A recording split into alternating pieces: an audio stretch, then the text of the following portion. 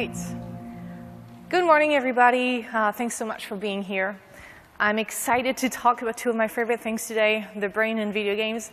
Although I admit I was excited about video games way younger than I got excited by neuroscience and psychology. But anyway, my name is Celia Hodent. A quick description of my background. I've got a PhD in psychology. I was a researcher in child development. I research how toddlers learn about arithmetics. I started to work at VTech 10 years ago to create educational toys and video games. I joined Ubisoft HQ in 2008, where I developed a training session called How Does the Brain Learn for designers, artists, and gameplay programmers. I was transferred to Ubisoft Montreal to work on UX for Rainbow Six. Then I joined LucasArts, where I developed UX practices until, well, I couldn't anymore. And I've been at Epic Games for nearly 2 years now, developing UX practices for the studio. So the content of this presentation is a mix from academic theories, Ubisoft Design Academy training, interaction with many, many game developers throughout my journey. So user experience in the gaming industry is getting trendy. So are psychology and neuroscience. But what does it mean, really? How to do it right? Where to start? How to know when progress is made? What is the key brain knowledge that you really need and that you can apply to your game? But most of all, why does it matter? Why knowing about the brain can help you develop video games when, for many of you, you've been doing it for years? So before we get into the depth of the subject, let's look at a classic test in psychology designed to understand how the brain reasons. So here are 4 cards. Each of them has a letter on one side and a number on the other side. 2 of these cards are shown with the letter side up, and 2 with the number side up. So here's what you have to do. You have to define which card or cards you need to turn over to determine whether the following claim is true. If the card has an A on one side, then it has a 3 on the other side. Take a few seconds to think about it. All right, so how many of you think we need to turn over A and 3? Can you just give me a quick idea how many of you think we need to turn over A and 3?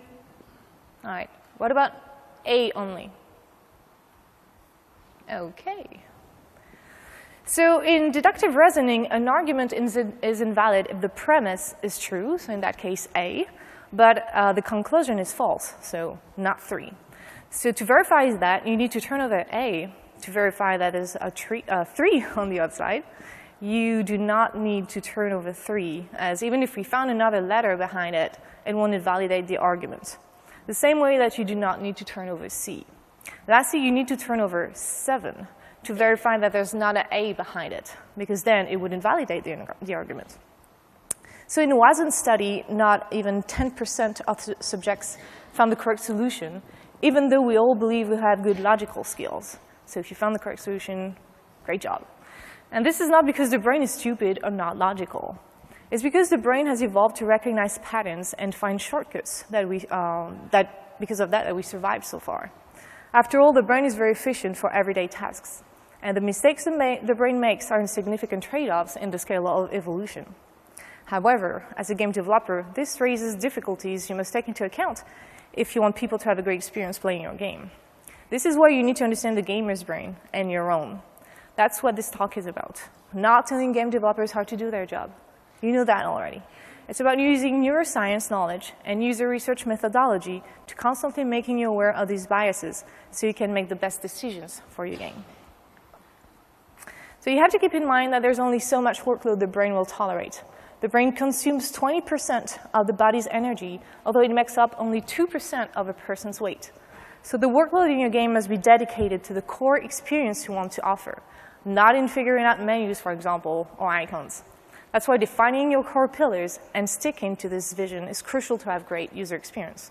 There are always trade-offs to make, and perfection is hardly reachable. UX is about making sure the trade-offs make sense for the experience you intend. That doesn't mean your game must not be difficult or have any challenges, quite the contrary. But the challenges must be about the core experience and nothing else. Think about it as if playing golf with a green ball. Might be spicing it up from some hardcore golfers, maybe, but the golf experience is not about making it challenging to find the ball. So here I propose to talk about 3 important things you need to know about the brain that can help you on a daily basis: perception, memory, and attention. So whatever you do, watching a movie, listening to music, playing a video game, your brain learns. It makes new or reinforced synaptic connections. Anything the brain processes and learns always comes from an input. And in the end, it changes the memory of a subject.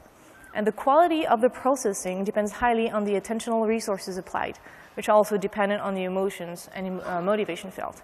Although I won't really have the time here to address emotions and motivation. Little disclaimer, this is highly simplified, merely an overview with a few examples. The brain is not working in buckets like that, and making games is very complex, so is the brain.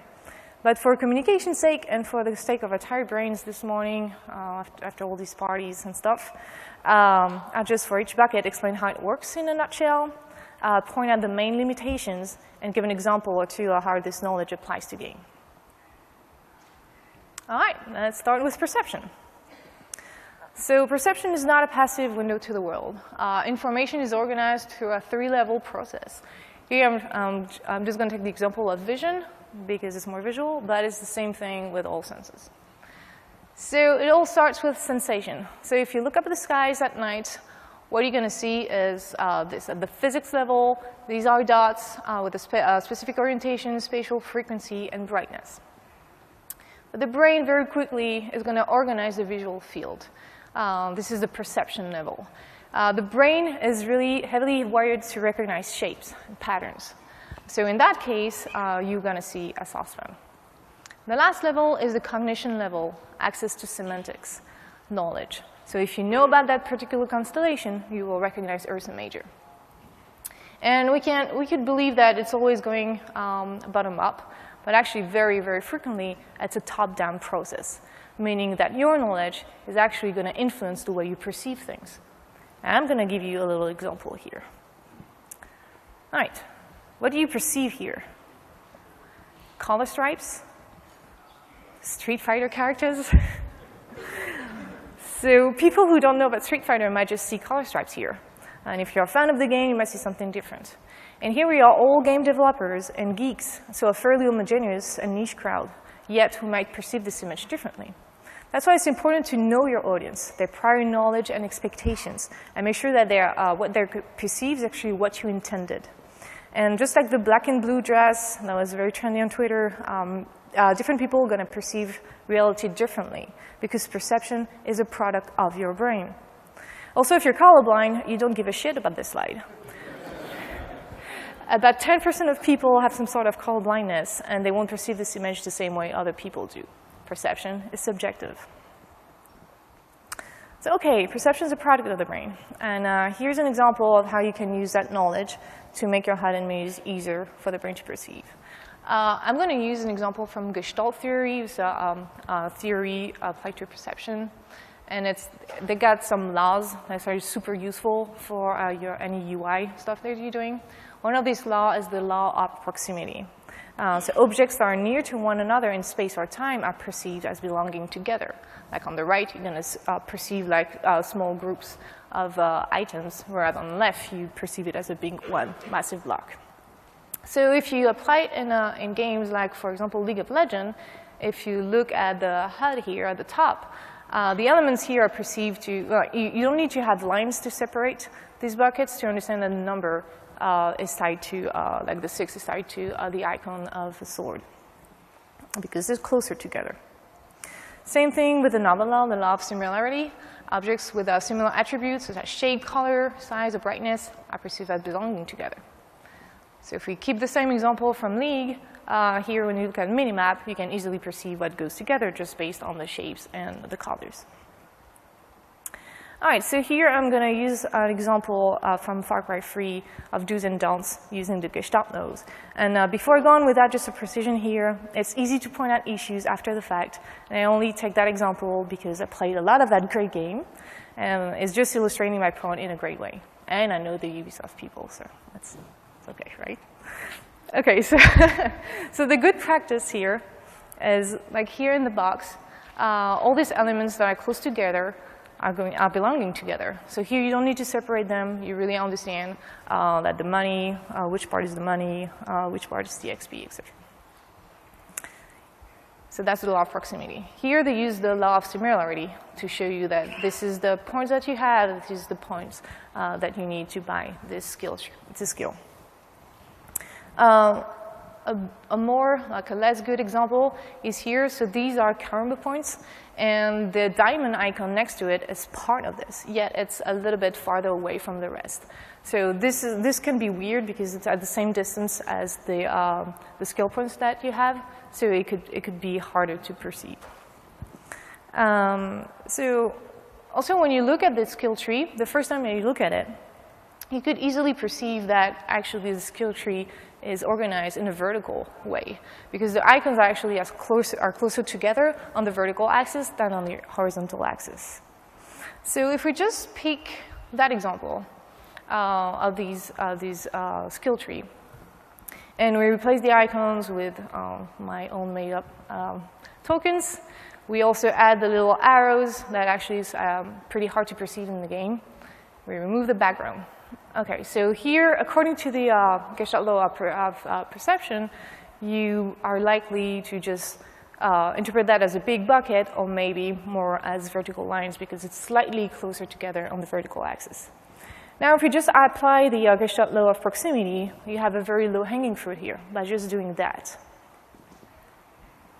By using the same space and applying the Gestalt law of proximity, you place the icons on the horizontal line close to each other. You make the icons have a shape that infers movement toward the right, and you don't need the arrows anymore. So sure, it's not a big deal, like players understanding in the end, but this is just a way to facilitate the perception of that skill tree. Another rule of perception that is really important to follow is the form follows function, and it's really important in design. Ideally, you want to reach affordance. What you see is how it works, because the less information your audience will have to remember about things that are not central to the experience you want to offer, again, the better. And if an icon doesn't speak by itself, then the player first has to figure out what it means, then remember it, which won't be the case if the icon has affordance, less workload. So it's very hard to design icons, and in RPG games, you need a ton of them to convey abilities that are not obvious. Ideally, you want the form of your icons to naturally convey its function, and the same way for the majority of your audience. You also want to avoid multistability or ambiguity. This is also coming from Gestalt. Like some things can be perceived differently by different people. So you might perceive here a rabbit or a dog. So you want to avoid that. Again, yes, people will eventually figure it out, but for every little piece that needs to be learned, it takes some workload that could be used for something else. And what needs to be learned will need to be remembered. And we'll see the problem with memory limitations later. So unless your game is all about playing with perception, like Monument Valley, you want your input to be perceived easily and understood as designed. iPhone is still using icons representing a stereotyped mental model we have for email and camera, even though this is not really how these things look like today. Same thing with the telephone icon. Like the phones we have don't look like the stereotyped icon we have on our phone. So the form you choose might not exactly be true to the reality, but rather true to the mental model people have. Seems easy and common knowledge, but look at the photos and game center icons. This time it's totally abstract, so users have to learn and remember them. Also, these icons are very similar to each other, as well as the music and iTunes store ones, although have different functions, which makes it hard to differentiate. So follow the FFF rule as much as possible to design your icons, to maximize icons that are self-explanatory and don't need to be learned and memorized, and test them. So here's how I've been doing it lately, and I will take an example from Fortnite. Fortnite is an action-building game with RPG elements. So we have a lot of icons, like for class abilities, for example. A little disclaimer here, Fortnite is very, very early in development. It's pre-alpha, and most screenshots and footage you're going to see in this presentation is coming from UX testing, so very low resolution. So we regularly take a list of icons, and we ask our audience, or you can start by internal people that have never seen your icons before, about their form and function. So to explain what you want from your participant, give an example on the first page of your survey. So you show that. Here's an example of an icon. For each icon, you need to describe what does it look like, its form, and also what you believe it does in the game, its function. So in the example here, the form of the icon is a heart with an EKJ graph inside. And for the function, it could be, I expect using disability would resuscitate my character. So you give that example. And then you have, in your survey, 1 icon per page. So I just took a snapshot of the survey here. And make sure the order is randomized, because otherwise you could have an effect of order. Also make sure that the icons are about the size it will be in the game. So if it's going to be small on the screen, you don't want the icon to be huge in your survey. It's important to do this with a population sample that represents your core audience. There might be cultural differences, for example, West versus Asia. Again, that's why it's important to define who your core audience is, as some codifications might work with hardcore gamers, but not with casual gamers. Although genre is usually what defines common knowledge, RPG versus FPS versus puzzle games, etc. Remember the Street Fighter color stripes. It's not necessarily about gender, age, and nationality. It's more about common references. Your ideal sample size would be 96, but let's face it, most of us can't really access that many people. So half of them can give you a good enough insight without increasing too much your margin of error. If you're short on time and resources, test it with less people anyway, it's still valuable. Just make sure the people you're asking know about the genre of your game and that they haven't seen the icons before, as you want to test how intuitive they are. So before you analyze the results, it's important that you, as a designer, design the icons to answer the survey. This will highlight even more the difference in perspectives, designer versus player, when it happens. So here, this is one early icon in Fortnite that we tested. At the size it would appear on screen. And so the UI designer answered the survey for the form. It's a smoke bomb releasing a plume of smoke. And the function of that is it throws a smoke bomb. And so here are the results that we had. It's just a small sample of the results because it takes too much space here. You do not need to read that all. But what you can look at it here, you can actually, unless, again, you're colorblind, you can very clearly, easily see where the problems are here. So here we found that for the icon, the form here has only 60% rate of correct answers. And the problem here is not that they're completely wrong answers, but you have a lot of partially correct answers. Like people understood the bomb part of it, but they did not understand the smoke part. And so because of that, the functionality of this icon is not understood because it's too ambiguous. So in this case, the icon can be easily tweaked. It seems that only the smoke part is not understood, so you can just correct this part. Let's take another example. So here, the UI designer tells us it's a bomb superimposed on an old-timey alarm clock. The function here is to deploy the matter collector, which is actually destroying everything, and all the materials come back to you, so you don't have to scavenge manually everything.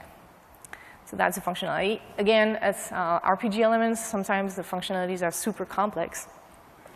And here's what people answered. So this is an example when the form is working perfectly, people understood the form, but the functionality is completely off. So this icon needs a complete redesign.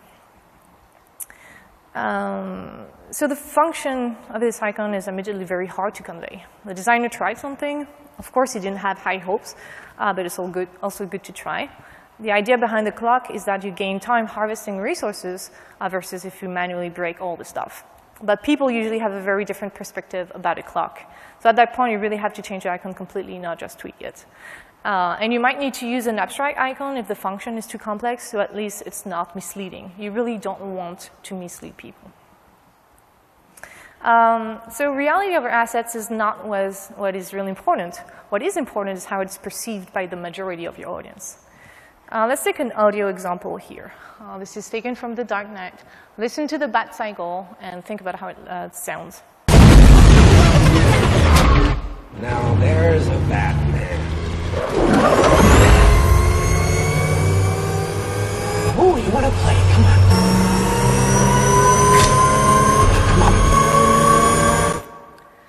So it sounds like it's infinitely rising, right? What it is in reality is called the shepherd tone. So it's overlapping tones fading in at one end of the cycle and fading out at the other. It's annoying. So it's very different from what we hear, actually.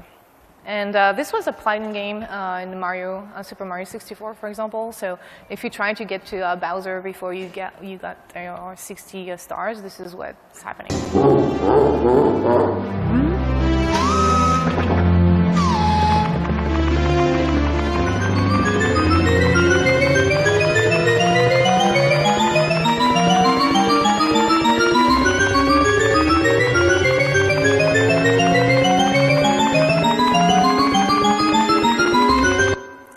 Our Nintendo messes up with our perception, ship a tone. So when you test your game, be careful when asking the players about their perceptions. For example, many players are perceiving the zombies in Fortnite difficult to aim at. And the overall impression that they had, that we had, was either because the zombies were too small or maybe moving too fast. And this is what they were answering the surveys. So the animation team was wondering what was really causing issues players were having to target the enemies. So to test this question, we created a gym level about a shooting range. It allowed us to test the variables in a standardized environment. The participants were told to do as many headshots they could in 1 minute as the husks, the zombies, were auto-spawning. So here's the video of that. 3, 2, 1, go.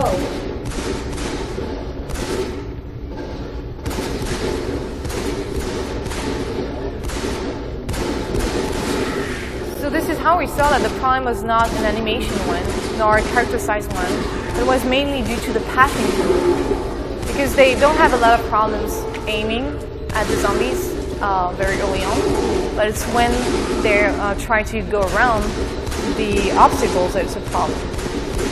So it's the rotational value in the pathing code that was too sharp. When the zombies go around an obstacle, it becomes very challenging to follow them because they do an instantaneous turn instead of a soft land.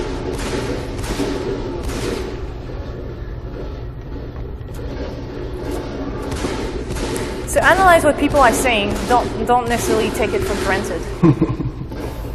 Then my hypothesis is to test them by controlling all other variables to find out what's really going on.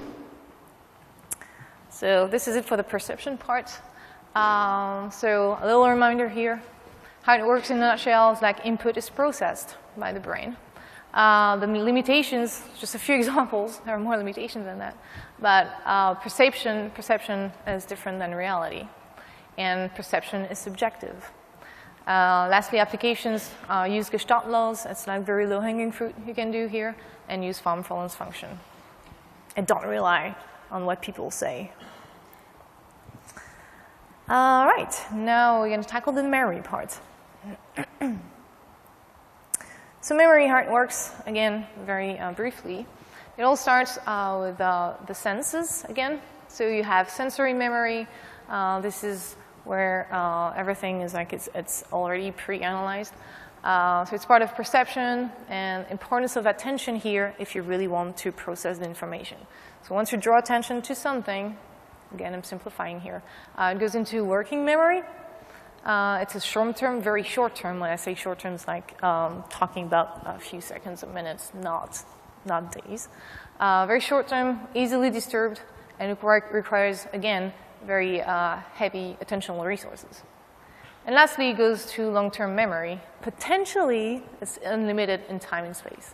Potentially only. So this is the encoding part, and you have the storage part. So here we're going to talk about the storage part and talk about how we forget things. This is what we call the forgetting curve. It was made by Ebbinghaus, psychologist.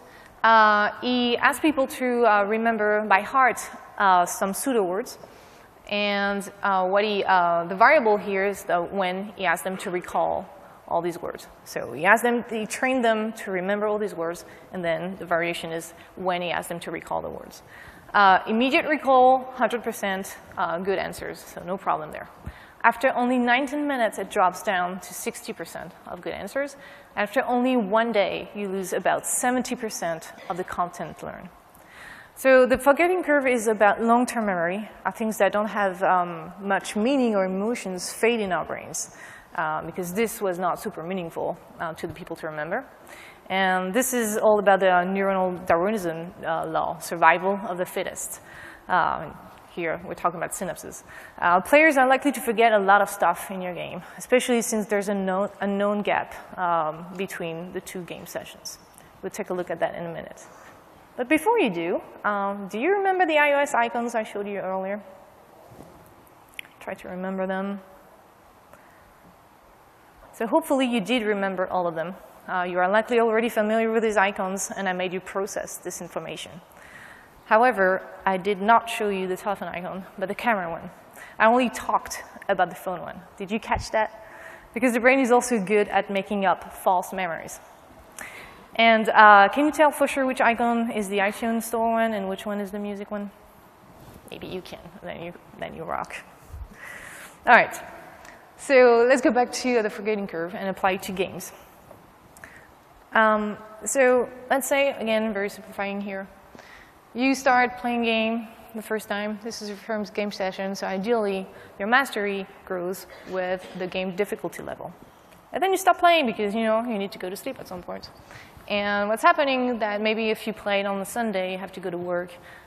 It might be like X days lag. We don't know how much lag between 2 game sessions. During that time, the game stays at the same level as a computer, but us, we are under the law of forgetting curve. So when we resume the game, there can be a large discrepancy, and the player can feel downgraded. So because players won't remember everything, there are some trade-offs. As a designer, it's your role to define what we need to focus on. For example, in Assassin's Creed, the designers decided that they did not want the players to remember the controls, so they are always shown on the HUD. So if you look at the top right, you'll see that the mapping of the controls match the PS Xbox controller, and it's always displayed on screen and contextual. Therefore, there's no need to remember this. Here's an example from Fortnite, where the search key is always displayed when in reach of a searchable object. But beyond this obvious visual help, prioritizing the learning is crucial for your game. So you can decide what you truly want the player to remember. This is how we started doing it on Fortnite. Again, very early in development, pre-alpha, with screenshots, footage from UX testing. So Fortnite is an action-building game with RPG elements. You are the commander of your home base. And by growing your home base, you unlock buffs and hero classes, and you send your heroes out on missions. During the missions, you scavenge for resources, craft items, build defenses, then combat zombies, husks. So to put together the onboarding plan, I asked the designers to list all the things the player has to learn in the game and to prioritize what are the most important things for Fortnite. You'll end up with a massive list, of course. Here I'm just going to show you some of the most important features for Fortnite. You do not need to read that. But once you have the list, you ask the designers to prioritize it regarding the game's pillar. Then define the order in which these tutorials have to be taught and the level of depth needed to teach them. For example, teach core movement and combat is very important, of course, but it's something that it's usually picked up naturally by gamers. So it's going to be taught early, but only through dynamic tutorial text that you won't see if you already started to move. There's no need for deeper teaching for that element. Building is something really important in the game. It's one of the pillars, but it's harder to pick up. So once you establish these elements, if it's easy, medium, hard, and when we should have this tutorial order depending on the weight, you can rearrange the list. Okay, so let's look at home base one here. So it's the first one. Once the list is in order, you have to decide what's the onboarding plan. And for each feature, you need to adapt the player's perspective and understand why learning this element is important to them. So home base is going to be player's persona. It's medium difficulty because in many RPG games, your persona is actually the hero you control, but it's not the case here. So it could have some difficulty learning that. And for the player, what he means is that this is me in the game, so put I in that bucket. Put you in the shoes of the player. I start by naming and choosing the banner for my home base. And you do that for every feature of the game. This methodology will allow you to make faster decisions and build hypotheses about the game and its experience that you will be able to test with playtests and analytics later on. The last thing you do is building the narrative that will bring all the pieces together. If you start with a narrative, which is tempting because we all love stories, you actually take the risk of needing to adjust your onboarding to the narrative, which could hurt the experience of the game. Narrative should be at the service of gameplay and should transcend the onboarding plan. So you do that last. So here's an example of how this process helped us to make a faster decision regarding the feature order in our early onboarding process. So we had a choice to make at the very beginning of the game. Should we start with boots on the ground? Like have the player like incarnate a hero and start breaking stuff. The pros of that is exciting action right away. The cons is that player can actually wrongly believe the first hero is the persistent element where actually it's home base. Or we could start with home base. The pros of that is that we set the expectation correctly and it gives medium-term motivation because starting with home base, you send them a mission to get something for your home base, and so you know that you're going to have that short-term reward. The cons of that is longer to start the action. But home base is a player's persona in the game, what they grow, what is persistent. So it's a very important feature for us. So that's why we decided, so far, to go with home base first, as fast as possible. So at least the expectations are set correctly for the player. We know we're making trade-offs here, but it's really important for the experience that players identify themselves to their home base as soon as possible. We decided to go through home base very quickly, 3 minutes top, and basically show the players a base they can expand now that it's theirs. So they just have to name it, choose a banner, and then they start a mission to gain rewards to start growing their base. So prioritize the learning you have to define. Prioritize the learning means you have to define what trade-offs are the least damageable to the experience you want to offer, because there are no perfect solutions. And then, to verify the players got your intentions, we ask questions about the perceptions about after the gameplay, but in a way, it can validate or invalidate our hypothesis. Since our goal is to make home base meaningful, some questions are meant to find out that this is how the perceived home base. Of course, the order of these questions is randomly generated, and we also ask questions right after the mission to check if they understood the concept of home base at its core. We don't expect them to understand all the details at that point. But you check to see if they understood what we tried to convey. And afterwards, when you can actually have analytics, you can verify if actually, like in our case, people are using home base and building stuff in their home base. And we went on with all the features. For example, do we need to teach about scavenging? Actually, in our playtest so far, including 13 years old, players immediately started destroying stuff with the stick. So it was not essential to have a proper tutorial for that. On the other hand, many players in tests were not soon crafting guns or making doors soon enough. It's a problem because they were just like building walls, and then they were stuck in their box, and they were destroying one wall. So it's important to know how to craft a door. So we did tutorials for these mechanics since the game loses its fun when you don't know how to do that. I'm going to show you some examples from crafting and building later in the presentation. So here it is for memory. In a nutshell, it's encoding and storage, limitations for getting curve. That's the reason why the GDC peeps is always reminding you that you need to answer the survey to give feedback, because we don't remember this stuff. An application, reduce memory load, and prioritize learning. All right, I'm hoping I still have your attention here, because this is what we're going to talk, attentional resources. And again, I'm not going to talk about other factors here, just the attention. But before we do that, let's take a brain break a little bit. I'm going to ask you to pick one card, choose one card, and remember that card. Pick one.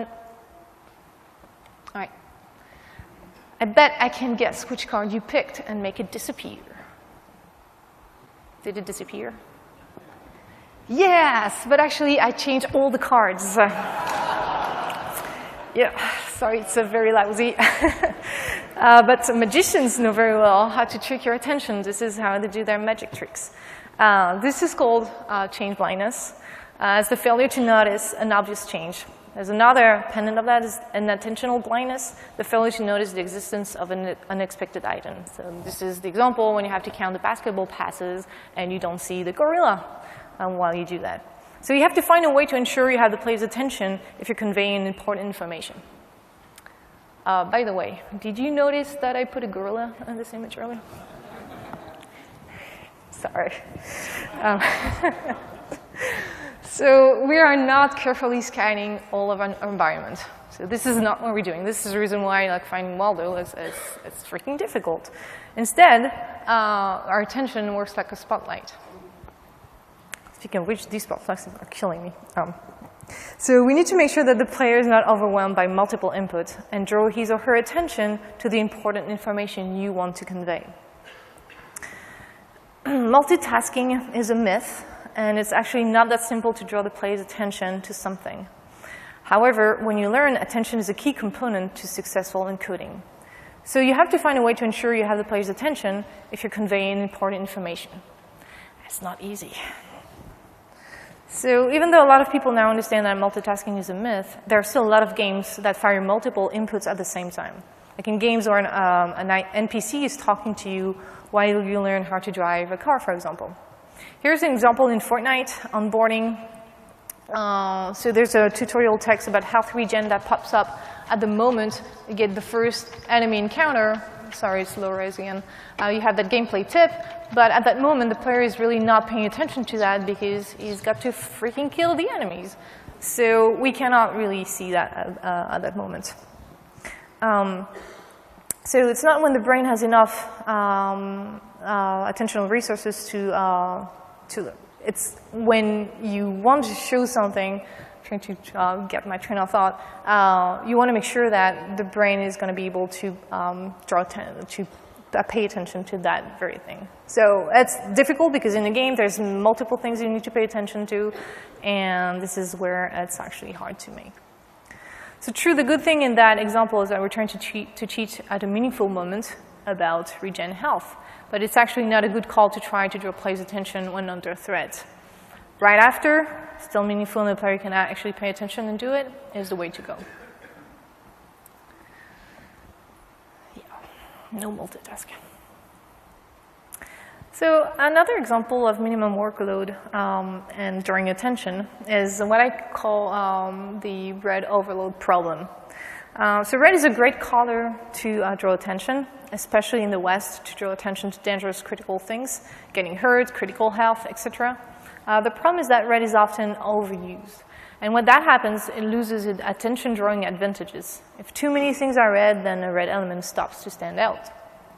So as we are developing the new Unreal tournament, we did a UX test on UT3 to check the problems the game had, and so we don't do the same mistakes. It turns out that there's a huge red overload when you're on the red team. Your HUD is red, everything is red. So it's harder then to spot the red feedback, telling you you're getting hurt and you need to react. So here, because everything is red, it takes more time to perceive that thing, which is actually the important information here. So many PvP games have blue versus red teams, and gamers usually like this convention. However, most of them don't realize the red team is disadvantaged versus the blue team. Actually, analytics on Gears of War 3 showed that the blue team overall had 5% better win rate than the red team. Since we sold Gears, I don't have the data anymore, so we're actually looking at the data on Unreal, and we'll see if it's confirming this thing. Best scenario to me would be to always be on the blue team and the enemy team to be orange, not red. So red can be saved for the critical events.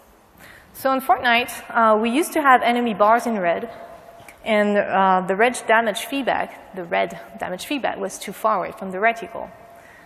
So we removed nearly all red signs and feedback except for critical information for the player, getting hurt and from where, and we put the red feedback on getting hurt closer to the reticle, where attention usually is. So the enemy bar is now orange, and we saw unnoticed death rate getting much lower. Again, this is just about adding clarity in the UI to reduce the attention workload. Think about the green golf ball. Prioritize what is important for the experience and remove all potential friction points. And think about your worst case scenario. Sure, it might not feel like red overload with one or two enemies, but it could later in game when it's getting super challenging. So one important thing here to remember, if there's one thing you have to remember, that would be it. People learn and remember way better what is meaningful to them and emotional. That helps to draw attention. So the thing is, the deeper you process information, so the more you focus your attention on something, the better you're going to learn or retain. What it means is that you have to give context of learning. Make sure that the players are always learning while doing it.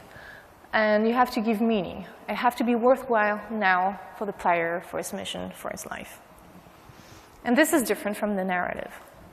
So I'm going to give 3 examples of what I mean here. So one of these examples is Far Cry 3 Blood Dragon. It's an example where you have no context and no meaning, but it's made on purpose, so it's hilarious, so it's okay. But it's an example when you cannot actually do the things that you're taught and there's no deep meaning. Loading more training hints from the ABCs of War.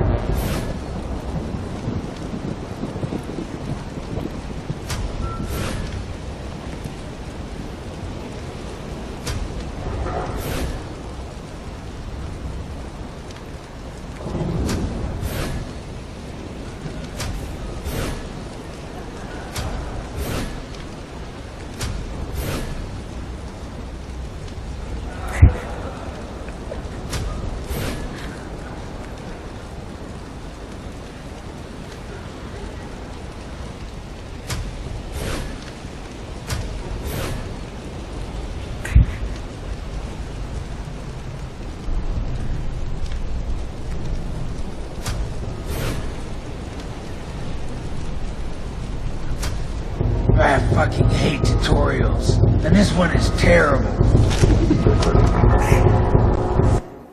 I love that game. So anyway, here's another example. So Call of Duty 2. And again, I'm using these examples because I've played this game, obviously, and it's just because it's illustrating one point. I'm absolutely not, pointing fingers here. Call of Duty 2, here you have context because you learn by doing, but the meaning is weak. So here. Very good, comrade. Always remember to use the star on your compass to reach your current objective. Okay, Vasily. Let us see how good your aim is. Aim for one of those 2 teddy bears. Good, now fire. Good, now fire at the other one. Good for short range, comrade. But for long range targets, a rifle is better. Okay, so here, when you're taught, you can actually practice it right away, so you have context. The meaning is a bit weak because the teddy bears are not super threatening. And also you cannot really experience why really it's meaningful. You cannot experience it right away. One last example is from Uncharted 2, where you have context and meaning. So what I'm going to show you is right after the introduction cutscene. And you start, what you see here is when you actually start to have control.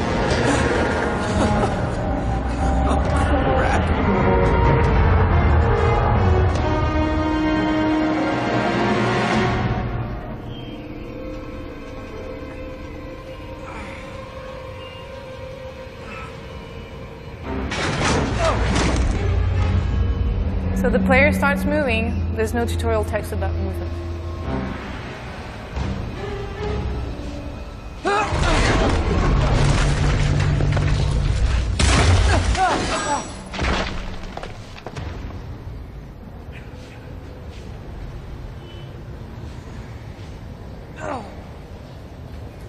So you're taught to jump at the moment, and it is really meaningful to you.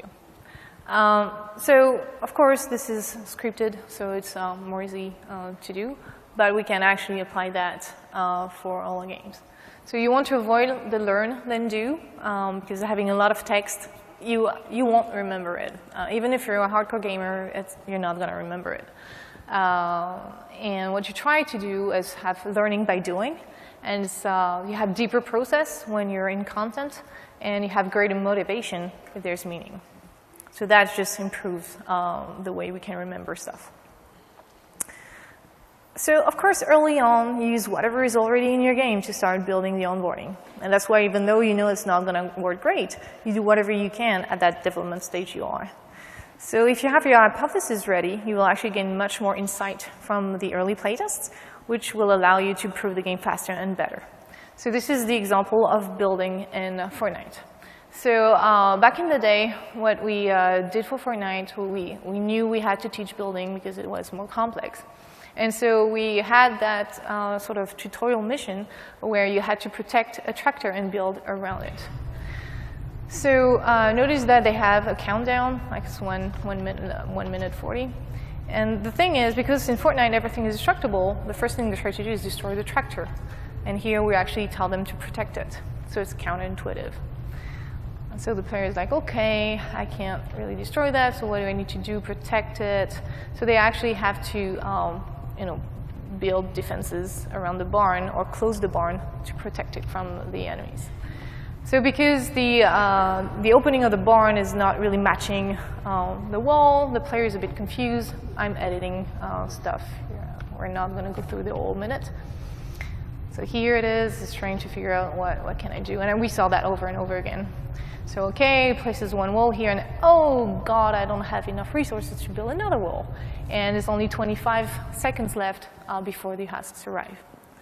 So this is an example where the player is told to protect a tractor. This is misleading because everywhere else in the game, you have to destroy everything. So you don't want for onboarding to change the rules of the game. Also, building a protection around the barn is unintuitive, and player is in a stressful situation because there's a timer and it's set for failure. It's never fun to fail at the very beginning of the game. So you have context, but you have poor and misleading meaning here. So we changed it, and now what's happening is we place the player in a pit, and he has to build his or her way out. So there's a lot of resources in the pit. The player can choose to destroy all the things or just build his way out immediately.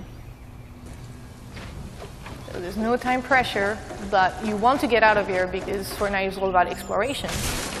So you're like, okay, I'm done with here. I'm going out. Way to build. You got out of that pit.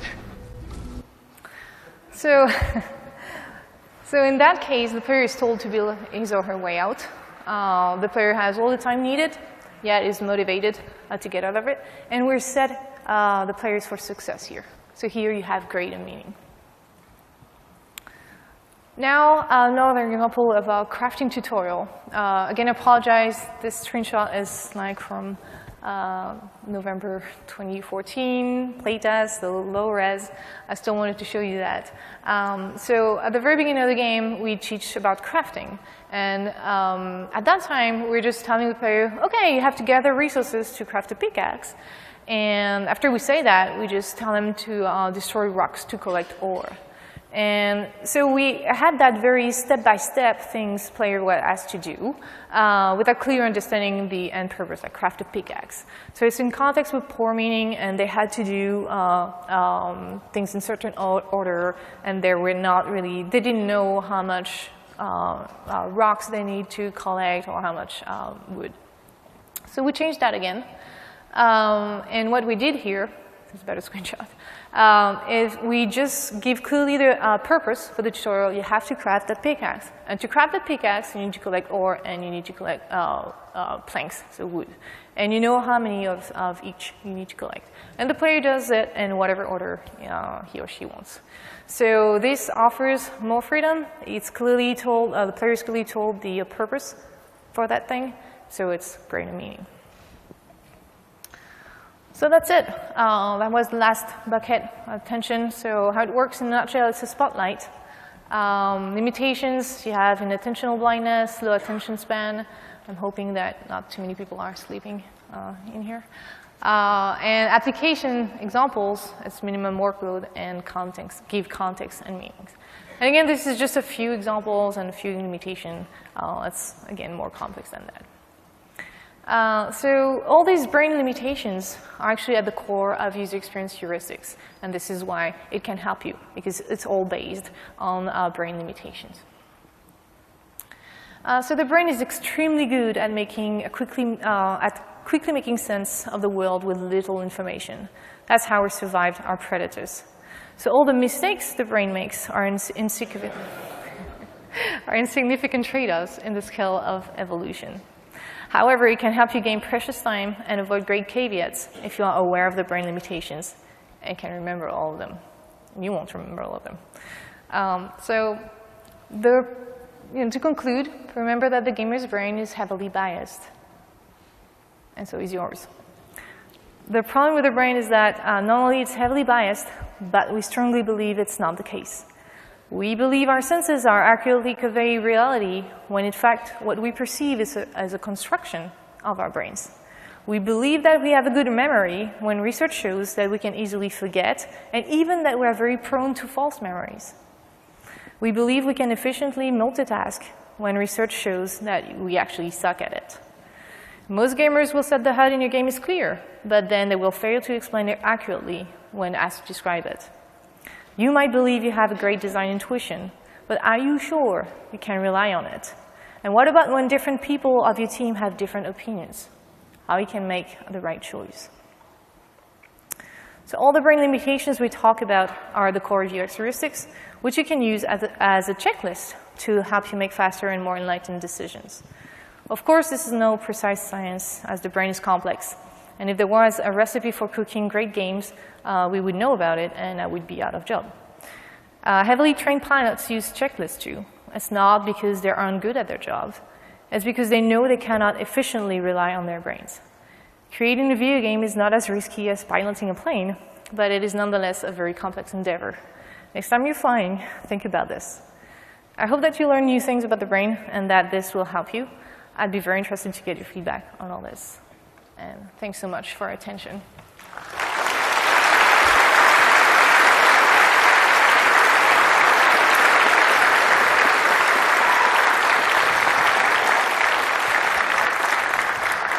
So we have about 9 minutes, maybe less than that, because I'm guessing I need to give the place. So if you have questions, you can go up to these mics. Hey. Hello, thank you for your great talk. I really enjoyed it. At one point you mentioned asking the players how they felt about the game. You know, do you feel you understand it? Do you not feel you understand it? Mm-hmm. How important do you think that is compared to testing them to find out if they actually understand it? Both are important, because you want to test the reality. You want to test, how they behave and what's happening, but you also want to test the perception, because maybe on paper everything is all good, but they did not perceive it in that way. So you want to test both, but you have to be clear on what you're testing with what methods. Thank you. Thanks. Great presentation. You just barely touched on the role of emotion in learning, and I think that there's a whole topic in there, but I wonder if you could just take a little bit of time just to talk a little bit more about how games engage emotion and therefore improve learning. Thanks. Yes, I just talk a little bit about that when I say that whenever you teach something, it has to be meaningful. If you put the player in an emotional situation, of course it's going to raise your awareness. It's a very complex subject. Implicit motivation is really important, your drives. This is all very in your very inner side part of the brain. Music is also a great way to convey a lot of emotions. So it's hard, like in 1 minute, to describe all these things. It's like I need a whole new topic to talk about that. But just showing, have meaningful environments to teach players. It's really like how emotions can help you focus on things. All right. Thank you so much again for your attention. I know it's a heavy load. So thanks again and have a great GDC.